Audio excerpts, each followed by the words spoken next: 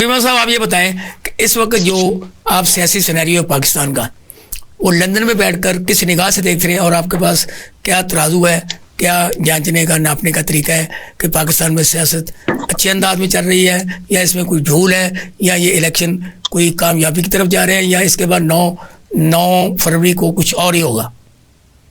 بہت شکریہ احسان صاحب. دیکھیے ہم چونکہ ملک سے دور بیٹھے ہوئے ہیں، ہمارے پاس معلومات کے ذرائع آپ جیسے باخبر لوگ ہیں، اخبارات ہیں، سوشل میڈیا ہے، تجزیاتی رپورٹس ہیں، اور ہمارا فورن میڈیا بھی ہے. اب اس میں جو چیزیں کوٹ ہو رہی ہیں، جو چیزیں پبلش ہو رہی ہیں یا جس پر گفتگو ہو رہی ہے، اس میں ایک تو یہ عمران اور بشرا بی بی کا دوران عدت نکاح والا کیس ہے جس میں 7 سال قید دونوں کو دی گئی. اب وہ میڈیا جو کوٹ کر رہا ہے اس میں ایک تو یہ ہے کہ پہلی بار شاید ایسا ہوا ہے کہ کسی خاتون اول کو سزا ہوئی ہو پاکستان میں. دوسرا یہ ایک نجی معاملہ تھا جس میں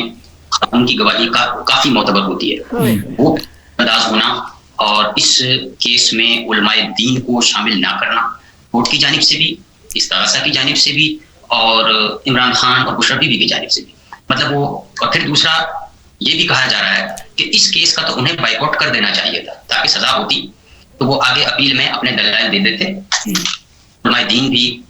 اس پر اپنی رائے کا اظہار کر سکتے کورٹ میں. لیکن یہ کچھ لوگ اس کو ان کی وکلاء کی نادانی اور حماقت سمجھ رہے ہیں. کچھ یہ سمجھ رہے ہیں کہ جن کیسز میں انہیں پلیڈ کرنا چاہیے تھا انہوں نے وہاں پلیڈ نہیں کیا، وہاں بائیک آؤٹ کرتے رہے، تاریخیں لیتے رہے، اور جس کیس میں انہیں بائیک آؤٹ کرنا چاہیے تھا نہیں کیا. اب میڈیا یہ بھی کوٹ کر رہا ہے کہ جی انہیں ایک کیس میں 3 سال، دوسرے میں 10 سال، تیسرے میں 14 سال، کل ملا کے اب تک 27 سال کی سزا ہوئی. ہیٹرک مکمل ہو گئی اور 5 دن کے دوران، 5 دن کے وقفے سے یہ سزاؤں کی برسات ہوئی. ایسا بہت کم ہوتا ہے ہمارے یہاں، تو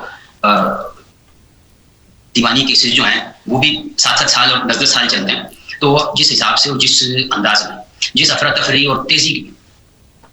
ان کو سزائیں دی گئیں، دن رات عدالت لگائی گئی اور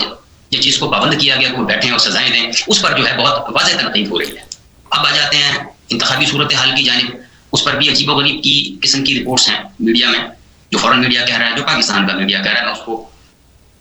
آپ کے سامنے پیش کر سکتا ہوں. وہ یہی ہے، ایک انسرٹینٹی ہے، دوسرے پی ایم ایل این کو فری ہینڈ دے دیا گیا ہے، پی ٹی آئی کے ہاتھ باندھ دیے گئے ہیں،